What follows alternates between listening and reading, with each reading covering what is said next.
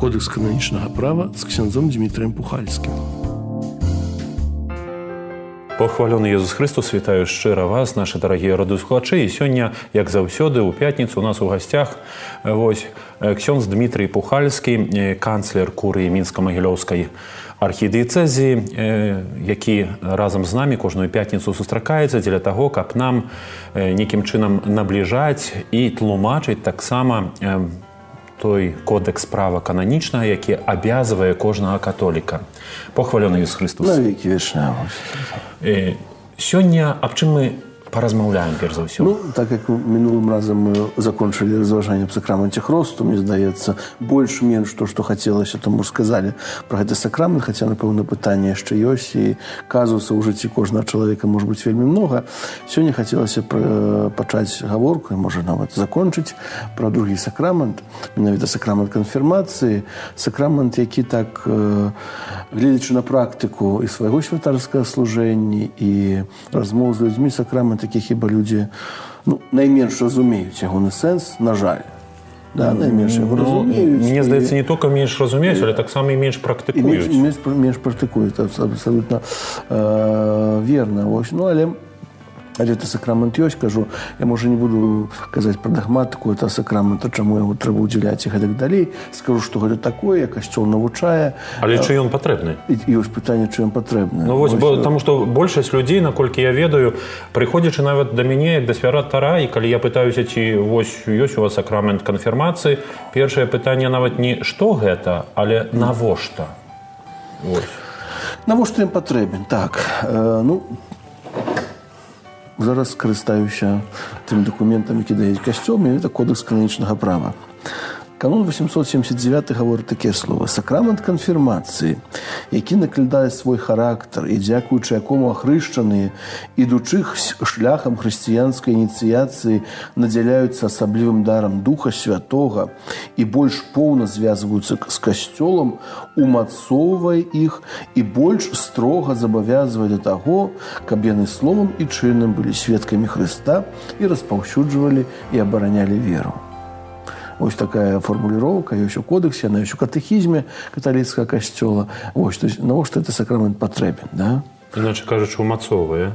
Іначе кажучы, умацоўвае і больш строга забавязвае. Можа, гэта ўсе баяцца. Ага, ну так, абавязка ў нас людзі баяцца больш. Больш строга забавязвае. Бо калі мы прымаем хрост, мы ведаем, чалавек часцей за ўсё, это дзіцятка, прымае хрост, будучы, скажем так, у несвядомым стане, яго прынеслі бацькі, бацькі ад яго імя вызналі веру, бацькі паабяцалі выхаваць яго ў веры, но часта бывае так, пасля гэтая дзіцятка дарастае, кажуць, я вас не просил, как вы меня хрестили. Я вас не просил, да? И такие выпадки, на жаль, здараюцца. Сёння здараюцца, и не так рэдка, як хацелася, потому что цяпер усе адукаваныя, разумныя і так далей. Але... Вельмі часта таксама гэты сакрамент называюць сакраментам бежмавання, такое вось другая назва, якая таксама ў Беларусі існуе. Ну і вось слова бежмавання, паколькі я вучыўся у Польшы, то ведаю, паходзіць ад слова бежма. Бежма – гэта вось тое бярвянё, якое злучае разам усю іншую канструкцыю дома. Іначе кажучы, вось злучаючы падтрымлівае. І тут у самым лінгвістычным, скажем, напрамку, калі разглядаць, то па сутнасці бежмавання ў гэтым моманце павінна злучыць усё разам. І падтрымліваць. А вось канфірмацыя, на што гэта слова накіравана? Чаму я хацеў пра бежмаванне сказаць, што Александр мяне пярэдзіў. У меня такая теорія была. Просто сказаць пра бежму, пра сакрамент, які сапраўды... Бо так па сапраўды заходняй традыцыі, менавіта сакрамент бежмавання або канфірмацыі, ён бы складае ўсё в адно. Бо чалавек, калі ўсе сакраменты па парадку прымае, то спачатку прымае хрост, пасля, так сталася ў заходняй традыцыі, што ідзе першая камунія, і пасля бежмавання, як называюць сакраментам хрысціянскай сталасці, да, сакрамент, які ўсю гэту канструкцыю, як чалавека, як хрысціяніна, умацоўвае, менавіта, як гэта бежма, да, вось. Слово канфірмацыя, як бы, называется подтверждение, да, латинский термин, конфирмация подтверждать, да, то есть как бы человек еще раз подтверждает то, что он христианин, вот, просит дару Духа Святого. Ці яшчэ раз, ці першы раз. Ну, лічыцца, што удзельнічаючы святой імшы мы заўсёды вызнаем веру, таксама. Не, я разумею, только што вось такое пытанне. Ці да бежмавання чалавек павінен прыступаць ужо маючы святую камунію і споведь, ці наадварот, таму што тут і вельмі важнае пытанне. Так, пытанне вельмі важнае. Калі, можа, паглядзім на гісторыю та сакраменту, як гэтыя сакраменты падзяліліся, да? То есть спачатку было, пэўна, першае стагоддзе хрысціянства, былі ўсе 3 сакраменты разам удзяляліся, удзяляў заўсёды біскуп, так? Быў хрост, бежмаванне, канфірмацыя і святая камунія. Вось пасля, як супольнасці пачалі расці, пачалася дилема. Понятно, што біскуп усюды не паспяваў. Было такое, альбо гэтыя сакраменты аставіць святару, пакінуць, каб святар удзяляўся 3 сакраменты, за гэтым пашла праваслаўная царква і наогул уся ўсходняя традыцыя, альбо лацінская традыцыя пашла за тым, каб сакраменты хрост і канфірмацыю раздзяліць, хрысціць усе святары, но бежмуюць ужо біскупу нейкай вялікай урачыстасці. Разумею, только што у меня тут трохі іншы кірунак маёй думкі. Я кажу адносін таго, што кожны сакрамент, акрамя, вядома, сакраменту хросту, які з'яўляецца сам па сабе сакраментам аздараўлення, кожны сакрамент мы ведаем, што прыступаем удзельнічаем у сакраменце і прыступаем да сакраменту, маючы чыстае сэрца. Іначай кажучы, тут так атрымоўваецца так, што па сутнасці яны прымаюць сакрамент. Там разам прымаюць. Там разам прымаюць. Вось. Так. Там сапраўды разам. Пра гэта то я не падумаў. Так, там сакрамент разам прымаюць. Або тут так, атрымоўваецца, што у нас, у заходняй традыцыі, трэба спачатку быць да споведзі. Так, у нас... Ну, а вядома, што калі да споведзі, то варта бы і камунію тады. Так, яно ёсць, і такая практыка лацінскага касцёла ёсць. Ну, бо, так, па сутнасці сакрамент аздараўлення – споведзі намашчэння хворых. Так, згодна з навучаннем касцёла, калі ўжо бяром. Хрост ўсё ж такі першы сакрамент, брама сакраментаў, да, ён аздараўлівае, ён усе грахі чалавеку прабачае, і так далее, вось. Але ўсё ж такі, у сэнсе такім больш строгім сакрамент аздараўлення – это ўсё-такі споведь і намашчэнне хворых. Буду ведаць. Больш дакладна.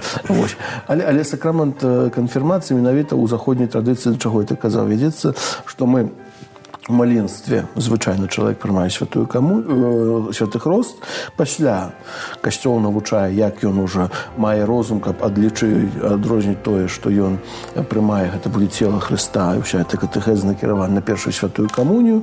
Тут вялікая заслуга Пія X, які ў пачатку 20 стагоддзя вось такую рэформу зрабіў, бо раней у касцёле гэтага не было, каб дзеці прыступалі да першай святой камуніі.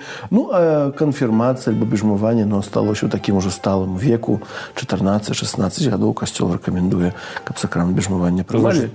Хаця мне быў удзелены сакрамент бежмавання, калі я меў 11 гадоў. А чаму? Уже лічылі дарослым?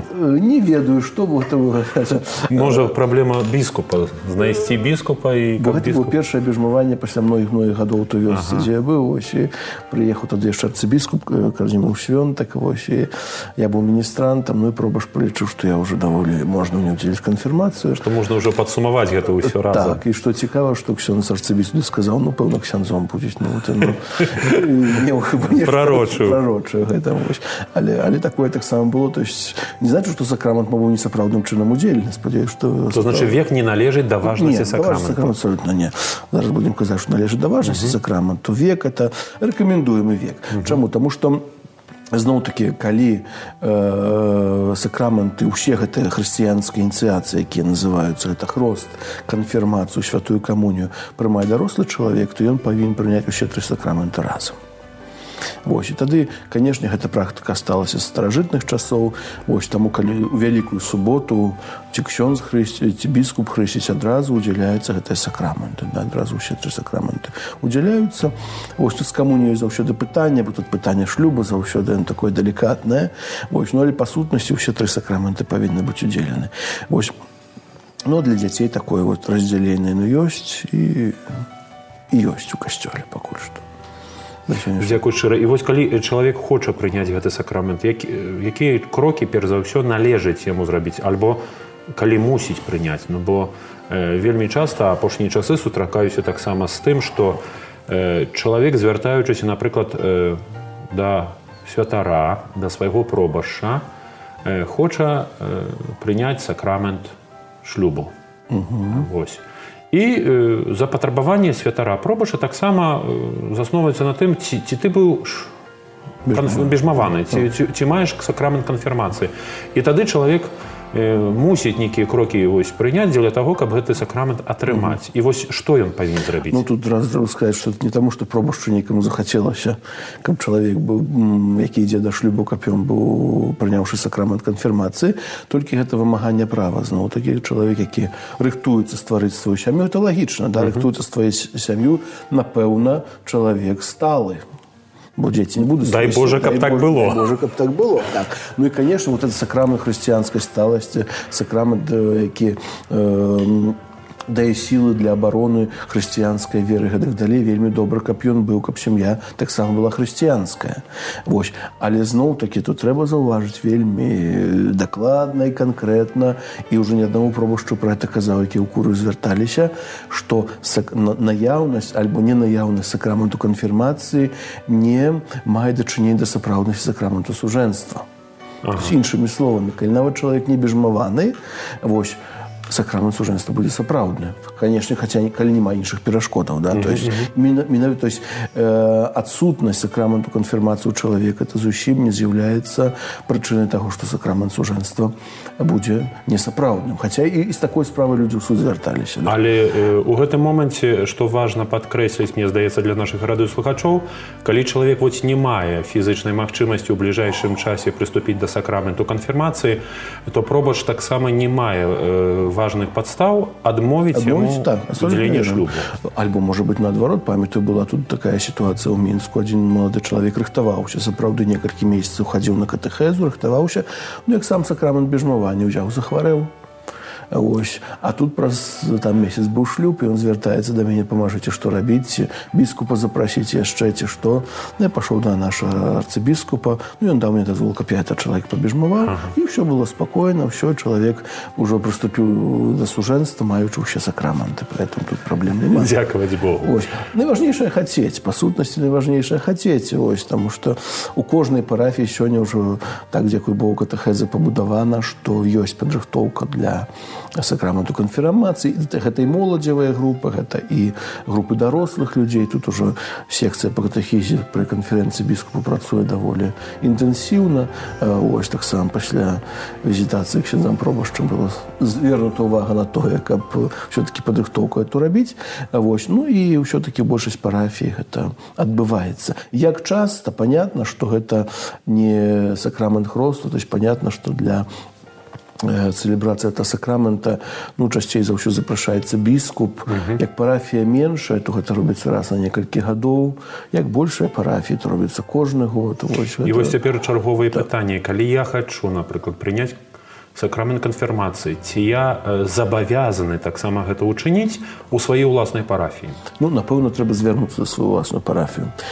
Бо нового ўсё ж датычыць жыцця сакраментальнага, вось, то тут як бы такім уласным месцам з'яўляецца свая парафія. Да, можа быць так, што ў сваёй парафіі ў бліжэйшы час не будзе удзельны сакрамент канфірмацыі, вось, а будзе удзельны недзе там, у суседніх парафіях, і гэта практыкуецца, што пробашч альбо пробашчык адказны рыхтуе чалавека да канфірмацыі, вось, у нейкай групе, ці асобна, там у залежнасці ад абставін, вось, ну і пасля дамаўляецца з іншым святаром, альбо пытаецца ў біскупа, дзе ў бліжэйшы час будзе біскуп бежмаваць, хоць каб у гэтым месцы прыняць сакрамент. І ці ў гэтым моменце, калі, напрыклад, я хачу гэта ўчыніць і звяртаюся да іншай парафіі, ці я вымушаны таксама браць дазвол ад свайго пробашча, бо вельмі часта сустракаюсь з тым, што прыходзяць да мяне, вось, і просяць дазвол, бо там бежмаванне ў іншай парафіі. Так, бо так павінна быць. То есть, калі хочаш, ну, то агульна, калі хочаш нейкі сакрамент, акрамя, конечно, святой камуніі споведзі, бо это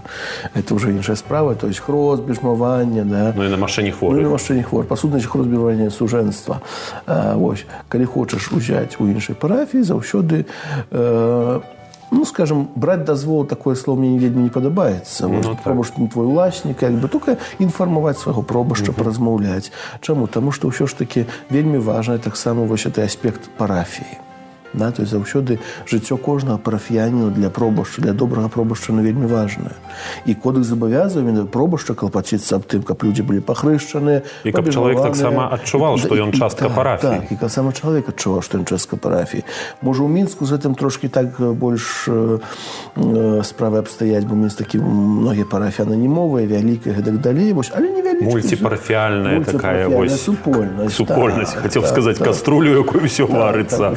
Хаця мы ведаем, што многія парафіі сапраўды пробашчы працуюць, і сапраўды сваіх парафіян вельмі добра ведаюць, і сапраўды клапоцяцца аб тым, каб парафіяне прынялі сакраманты, у сваёй парафіі таксама. Вельмі много сітуацый, калі чалавек прыходзіць па дазвол, застаецца ў сваёй парафіі. Можа баіцца, можа не хоча, можа не ведаў, можа яшчэ што. Вось такі першы кантакт часта з пробашчам, ён сапраўды дапамагае чалавеку знайсці сваё месца ў парафіі. Вельмі добра. Дзякую шчыра за гэты адказ. І вось які абавязак мае чалавек адносна таго, што ён павінен мець, альбо як ён павінен прыгатавацца дзеля таго, каб гэты сакрамент атрымаць? Самае першае патрабаванне, каб ён быў ахрышчаны. Самае першае патрабаванне, каб ён быў ахрышчаны. І тут, канешне, мы ўжо просім і патрабуем нават ўсё-такі пэўны элемент бюракратіі ён павінен быць. То ўсё-такі чалавек павінен прынесці пасведчанне, калі ён быў ахрышчаны па-за той парафіі, дзе ён цяпер жывець, так, каб ён прынёс пасведчанне аб тым, што ён быў ахрышчаны, каб таксама пасля канфірмацыі пробашч таго месца мог адаслаць інфармацыю, што чалавек ужо канфірмаваны. Пасля і перад шлюбам праблем менш будзе, калі, можа, да святарства пойдзеце. Але ахрышчаны дзе? А не важна дзе. Бо ў мяне была такая сітуацыя, што прыходзілі... Я пакуль гаворку веду пра касцёл каталіцкага лацінскага. Разумею. Пакуль што, пакуль што. Бо пра іншай сітуацыі зараз яшчэ скажу. Канешне, пакуль мы гаворым пра... Ахрышчаны ў рыма-каталіцкім касцёле. Пакуль гаворым так, у рыма-каталіцкім касцёле. Чаму? Таму што менавіта ў рыма-каталіцкім касцёле, то есть у лацінскім касцёле гэтыя сакраменты раздзелены. Першае гэта хрост. Першае сакрамент хросту. І тут ужо гэты нюансікі, якія ўзнікаюць. Калі чалавек быў ахрышчаны ў праваслаўнай царкве, альбо калі чалавек быў ахрышчаным у грэка-каталіцкай царкве, альбо ў нейкай іншым усходняй традыцыі. У большасці сходніх традыцый, не скажу ці ва ўсіх, гэтыя сакраманты удзяляюцца зноў-такі, як я сказаў, разам. Хрост, бяжмаванне і святая камунія. Поэтому трэба вельмі пільнаваць, каб другі раз чалавеку не удзеліць да сакраманту. Бо гэты сакрамент, таксама як сакрамент хросту, накладае сакраментальную печатку на чалавека і можа быць удзелены толькі адзін раз у жыцці, таксама як хрост. Інакш кажучы, праваслаўны ці грэка-католік не можа бяжмавацца пазней? Зноў не зусім это дакладна. Чаму? Таму што я не кажу праваслаўны ці грэка-католік, толькі чалавек тут уже які ахрышчаны, прабачце, ахрышчаны, так менавіта. І у праваслаўнай царкве альбо у грэка-католікаў. Бо мы ўжо казалі, не азначае, калі на ахрышчаную царкве, не азначае, што ён праваслаўны. Але калі яго там хрысцілі паводле таго абраду, то той, скажем, абрад усходні, ён падразумевае, што чалавек адразу прыняў гэтыя сакраменты. Поэтому тут сапраўды трэба быць пільным. Ён можа быць католікам, але яго пахрысцілі ў царкве, таму ўсе сакраменты мае. Або недзе на Ўкраіне быў грэк-католікі пахрысцілі, зноў усе сакраменты мае. Тут трэба гэта пільнаваць. Гэта справа такая, я астатнім часам вельмі ўчулёна на гэту справу. Бо ў мяне была такая сітуацыя, калі я быў пробашчам у Кунцаўшчыне, і мы разам з Сухаровым прыгатаўлялі да бяжмавання і павінны былі данесці сведчанне, і дакладна кажучы 40 хвілін перад бяжмаваннем аказалася, што двое з тых, хто падрыхтован, быў ахрышчаны ў праваслаўнай царкве. Вось доказ таго, што трэба дакументы мець. Бо чалавек часам несвядома, можа, яны не хацелі нікого падмануць. Не, так яны 40 хвілін перад гэтым прынеслі дакументы папросту, бо был клопат здабыць гэтыя дакументы з царквы. Але калі ўжо вядома было, што з царквы будзе, то хутчэй за ўсё это бяжмаванне было. Поэтому тут першая справа, якую трэба заўсёды пільнаваць. Таксама можа быць сітуацыя пратэстанцкія супольнасці. Чалавек можа быць ахрышчаны нейкай пратэстанцкай супольнасці. А вось як у іх? І там хутчэй за ўсё бяжмаванне было. трэба глядзець, паправяраць канкрэтную супольнасць, але большасць пратэстантаў, можа нават усе, якія ёсць, вот якія касцёл, то там толькі мы, там у них хрост сапраўдны, они хрысяць у імя Отца і Сына і Духа Святого, вось, вадой, і зноў-такі... Про сакрамент канфірмацыі я занадта не чую. Я тоже не чую, поэтому калі у пратэстанцкай супольнасці чалавек быў ахрышчаны, вось, тады яго бежмаваць трэба. Ну і, канешне, калі ён быў ахрышчаны светскім чалавекам нейкім, вось, тады таксама, канешне, канфірмацыі не было. Я, может, так скажу, тыдзень тому назад был на рэкалекцыях на Гомельшчыне. Вось, ну, там заехали ў пару вёсачак, і там аказалася, што на працягу вельмі многіх гадоў святароў не было, але было две жанчыны, якія ўдзялялі сакрамент хрост. Там цэлыя вёскі яны хрысцілі. Вось, понятно, што сакраменту... І вось цяпер у мяне пытанне, а вось калі мы гаворым пра то, што хрысціць можа звычайны чалавек, то я, наколькі разумею, у гэтым моменце гэты самы звычайны чалавек удзяліць сакрамент канфірмацыі не можа. Не. Тут уже, што датычыць удзялення сакраменту канфірмацыі, касцёл уже вельмі моцна гаворыць, што удзяляць сакрамент канфірмацыі до сапраўднасці удзялення гэтага сакраменту, акрамя таго, што ён павінен удзяляцца благаслаўлёнымі алеямі, з намашчэннем на лбе. Вось, і для таго, каб сакрамент быў сапраўдны, яго павінен удзяліць альбо біскуп, альбо у вельмі рэдкіх выпадках святар. Вось. Зараз пра гэтыя выпадкі скажу, прэзбітар. Вось. Іншы чалавек сакраменту бежмавання удзяліць не можа. Вось. Поэтому, нават дыякан не можа. Нават дыякан не можа. Поэтому, калі хрысціць дарослага, ну, понятно, калі хрысціць дарослага, то павінен рабіць святар. Хаця тэарэтычна дыякан можа хрысціць, і кожны можа хрысціць, але дыякан не можа бежмаваць. Вось і такія вот сітуацыі зноў-такі трэба пільнаваць, калі дарослы чалавек прыйдзе. Я не ведаю, кажуць, нечым мяне там намашчалі, это можа быць намашчэнне пасля хросту. Вось, бо часта людзі, нават у дарослым веку, прымаючы сакраменты, яны не адрозніваюць сакрамент хросту ад бежмавання, было ці не было. Поэтому гэта трэба пільнаваць. Трэба пільнаваць, як было і што было. Да? Бо, ну, кажем, наогул распарадчыкам гэтага сакрамента з'яўляецца біскуп, да? Альбо дэцызіяльны біскуп, альбо якому біскуп даў гэта права, бо тут гэта ўжо не важна, альбо святар толькі ў некаторых сітуацыях. Напрыклад, святар, які, ну, прыроўны ў праве для дэцызіяльнага біскупа. Да? То есть, напрыклад, памятаем некалькі гадоў назад у Віцебскай дыцэзіі была сітуацыя, калі не было біскупа, і быў апостальскі адміністратар, які быў святаром і не быў біскупам. Ось. Але менавіта ён быў у праве прыраўнены да біскупа, і таму бежмаваць ён мог, то есть не будучы біскупам, але мог бежмаваць. Удзяляць пасвячэнню ён не мог, канешне, бо для гэта патрэбна сакраментальная ўлада біскупа. Вось, ну, але вот благаслаўляць алею вялікі чацвер, бежмаваць гэта ён ще мог, таму што ён правіў прыраўнены да біскупа.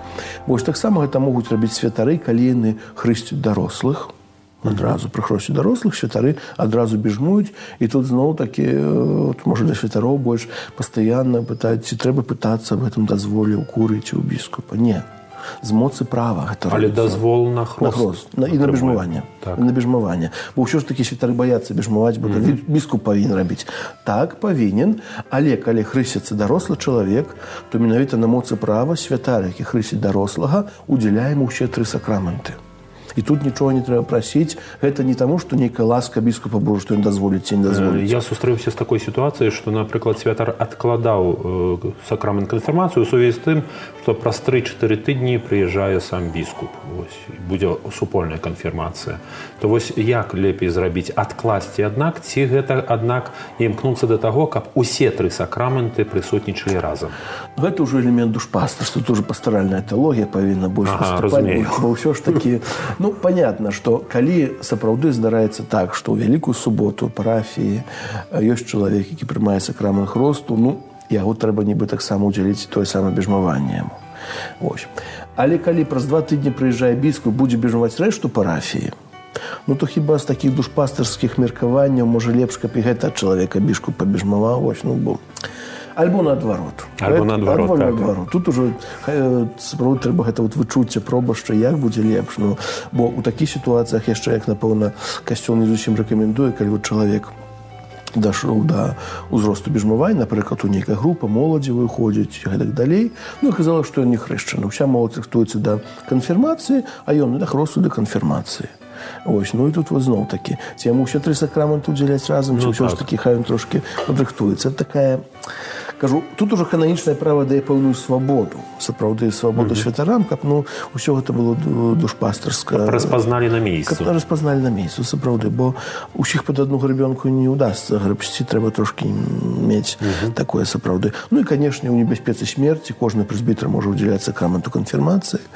Вось, гэта вот 3 сітуацыі, калі можа гэта рабіць святар. І вось цяпер такое пытанне адносна небяспекі смерці. Думаю, што гэта будзе цікава не толькі нашым радыёслухачам, але таксама і святарам. Бо вельмі часта здараецца такая сітуацыя, што святар запрошаны таксама з намашчэннем хворых вось да паміраючага чалавека. І прыходзячы, спавядаючы, часамі, калі ён можа, вось, альбо намашчаючы, ён, напрыклад, давядвуецца, што гэты чалавек не мае сакраменту канфірмацыі. Тут і ў гэтым моменце ён павінен пабежмаваць, бо вельмі часта папросту страх святара настолькі вялікі да гэтага сакраменту, што не, кажа, Божа, біскупа пачакаем, можа яшчэ нешта, можа выздараве, дай Божа. Так, але яшчэ адна прычына, што нема з сабой алеяхварызма. Ну так, бо алея хворых зазвычай ёсць. Для хворых, як ідзеш, маеш алея хворых.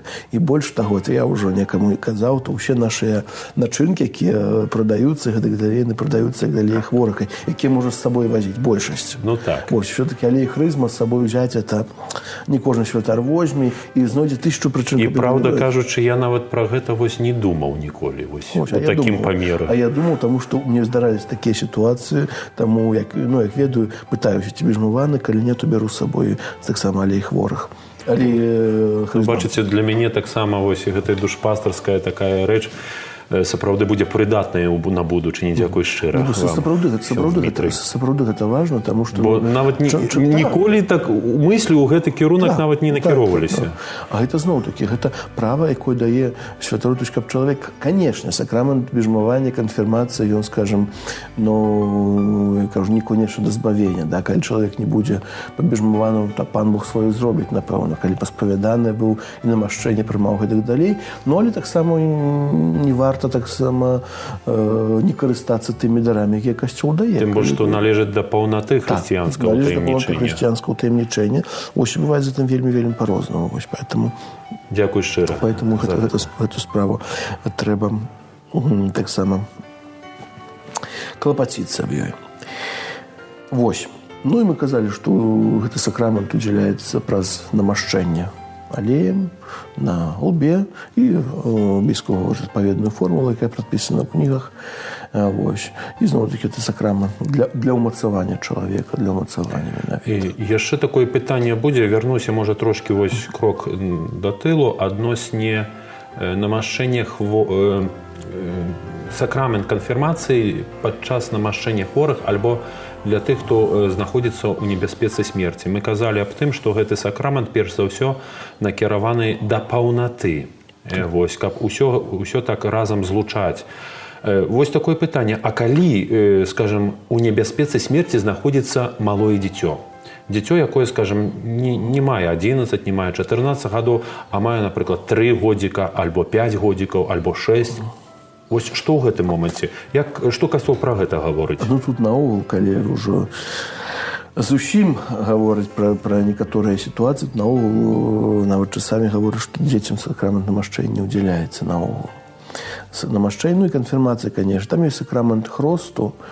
А в чым ідзе гаворка? Што дзіця, якое не мае, то есть дзіця, скажем, до 7 гадоў, якое, калі яшчэ не мае поўнасцю ўжывання розуму, яно не можа саграшыць.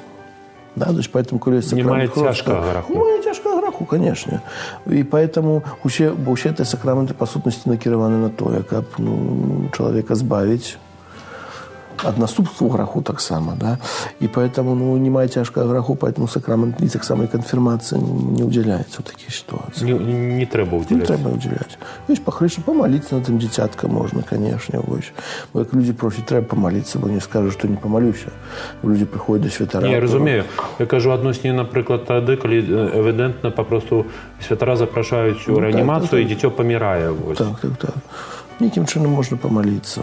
І сакрамент хворых таксама? Не ўдзяляецца сакрамент хворых. Вось, дзякуй шчыра, бо гэта таксама вельмі важна для святароў, вось, каб ведаць. Ну і таксама пры канфірмацыі, як і пры удзяленні сакраменту хросту, рэкамендуецца, і калі ёсць магчымасць, то ёсць сведка гэтага сакраменту, больш таго, заданне гэтага сведкі таксама, які ў хросце, клапаціцца аб тым, каб канфірмаваны быў сапраўдным сведкам Хрыста і верна выконваў абавязкі, якія выцякаюць з прыняцця гэтага сакраменту. Іначай кажучы, пінок даваць у адпаведны кірунак. Можа быць адпаведны кірунак і адпаведны час. Гэта таксама вельмі важна. І тут больш таго, часта пытаюцца, ці можа хросны быць сведкам бежмавання. Не можа, павінен. Нават павінен? Нават павінен, так. Мэта згодна, альбо вельмі рэкамендуецца, каб сведкам канфірмавана прызнаўчаўся той, хто прыняў на сябе тыя самыя абавязкі пры хросце. А гэта, мне здаецца, для нашых радыёслухачоў будзе вельмі важна даведацца аб тым, што Касцёл настойліва рэкамендуе, каб адзін з хросных быў менавіта і сведкам бежмавання. А адносне пола, як там?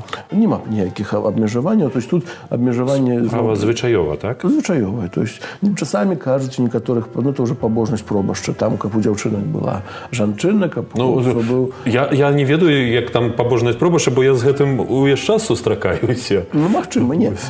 Права Касцёл, можа, яшчэ важна сказаць, што права Касцёл не ставіць абмежаванняў, якія датычаць пола сведкі. Ці той самы пол, ці пол адваротны. А вось што да сведкі? Якія запатрабаванні ставяцца? Запатрабаванні такія, як сама і пры хросце. То есть сведка павінен перадусім быць выбраны сам альбо хрост, альбо тут уже кандыдатам да канфірмацыі, альбо пробашчам, калі няма.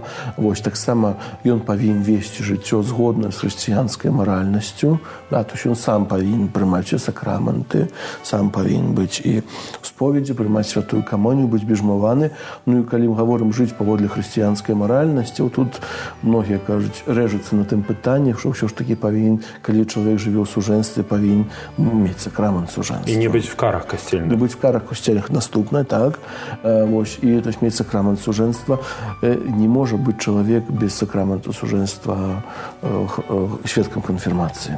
Гэта патрабаванне, якое сапраўды многія закрываюць на яго вочы, бо кажуць, абы католіка знайсці ўжо, якога нашлі такого нашлі. Бо тут так, ведаеце, сапраўды, гэта клапатліва ў сувязі з тым, што ён, можа, і мае шлюб, але ён у карах касцельных, бо ў яго гэта ўжо трэцяе сужэнства можа быць. Трэцяе сужэнства не робіць карамі касцельныя.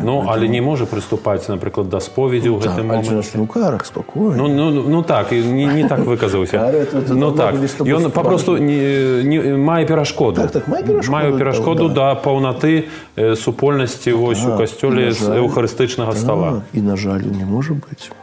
І не можа быць.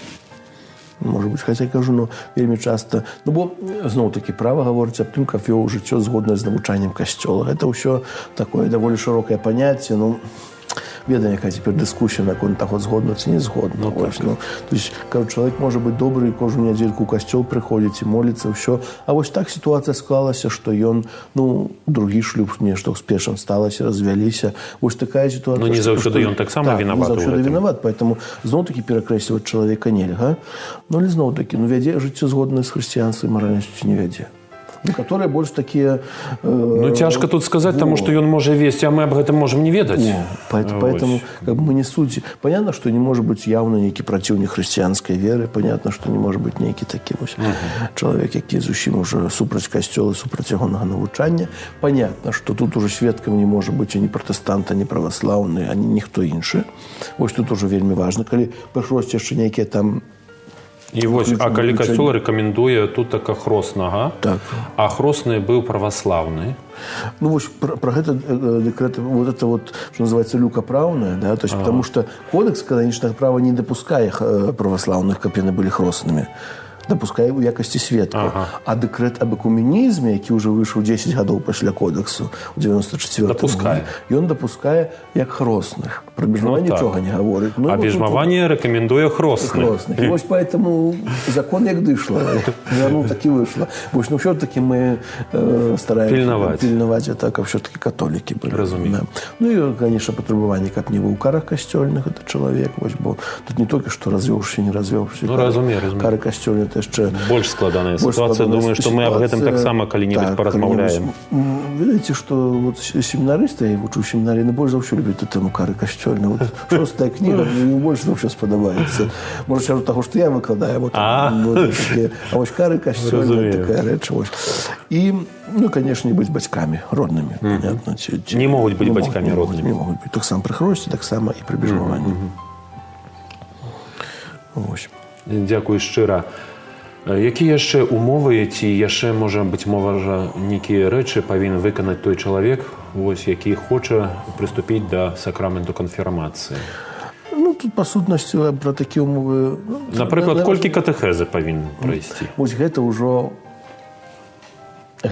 залежыць ад парафіі, сапраўды. То есть, права, калі мы говорим пра агульнае права, забавязае пробашча падрыхтаваць.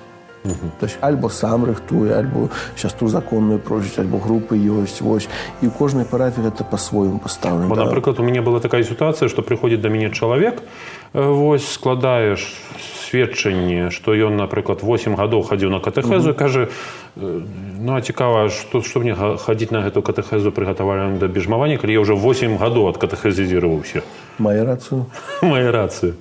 Тут пробуш павінен зноў-такі вычуць. Я баюся, што экзамен у мяне не пройдзе ён, але тут акурат 8 гадоў гэта сапраўды вельмі паважная такая катэхеза ў іх адбывалася, бо там сёстры-манашкі вялі. Поэтому кажу, зноў тут трэба сітуацыю вычуць.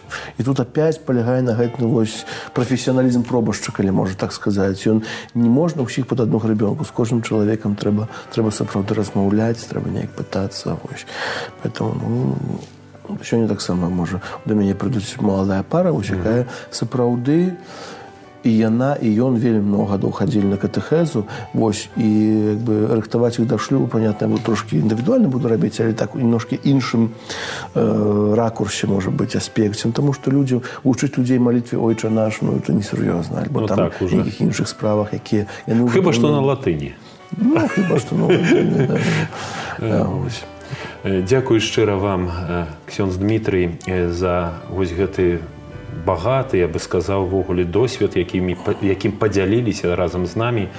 І маю надзею, што сапраўды вось гэта ўсё, што вы распавялі нам, дапаможа і тым, хто прыгатаўляецца да гэтага сакраменту, і таксама святарам, якія нейкім чынам павінны клапаціцца аб тым, каб гэты сакрамент быў, каб гэты сакрамент, скажам, існаваў у касцёле і быў даступным, можа так бы сказаць, для вернікаў. Дзякуй. Дзякуй шчыра. Ну і маю надзею, што наступным разам мы таксама больш глыбока кранем чарговую сакрамент, які, мне здаецца, вельмі складаны. І пра што вы хочаце? Ну, Еўхарыст. Еўхарыст, вельмі добра. Пачнём гаворку. Я толькі баюся, што мы там на адным разам... Не, пра Еўхарыст, напэўна, не адзін раз. Там ёсць вельмі многа, пачынаючы ад цэлебрацыі Еўхарысты, заканчваючы захоўваннем, культам, прыняццем і гэтак далей. А вось такое пытанне, цікавостка, бо мяне калісьці запыталі, і я, па сутнасці, не ведаў, што адказаць на гэтае пытанне. Мяне запыталі, для чаго епіскап, біскуп, пасля намашчэння алеем ударае вось гэтага чалавека, які прымае па твары, так, па шаце. Сёння, што біскупы так робяць, это вельмі делікатна на гэта робяць, там больш такое ласканне атрымоўваецца. Але ў старым рытуале было такі знак, сапраўды знак. Акрамя таго, што было намашчэнне, было таксама вось такое удар па шчыце, як выпраўленне ў дарогу хрысціянскага жыцця. Трымайся, мужнасці табе. Нічога сабе. Так. Цікава, дзе гэта такія звычаі выкарыстоўвалі, каб накіраваць? Не ведаю, але это так было, я чытаў пра гэта. То вось, дарагія маі, калі вам біскуп так па шчаце дасць, то памятайце, што гэта знак мужнасці і накіравання вас у дарогу хрысціянскага жыцця. Так, толькі тут уже заўваж, што ты не будзе па шчаце не па правай, левой трэба падставіць, біскуп па левай заўсёды. Па левай заўсёды. Бо правай рукой это па левай. Ну так. А тут Евангелій не працуе. Другую трэба падставляць шчыку. Разумею. Дзякую шчыра вам. І заставайцеся з Богам. Похвалёны Jesús Христос.